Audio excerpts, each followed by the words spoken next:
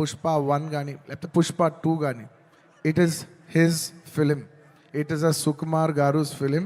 Out and out. అంటే నేను నిజంగా మనస్ఫూర్తి చెప్తున్నాను, ఇంత మంచి డైరెక్టర్ మన తెలుగులో ఉన్నారా అనే ఫీలింగ్ ఆయన మీ అందరికీ కలిగిస్తారు.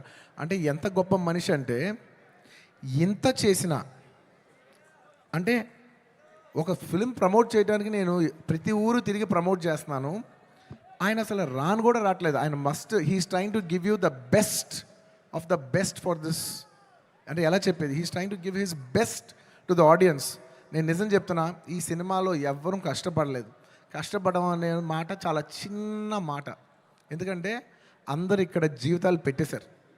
సుకుమార్ గారు ఆయన prime 5 years of his life మేమందరం, all can say that we all have devoted our self to give you the best product, to give you the best entertainment.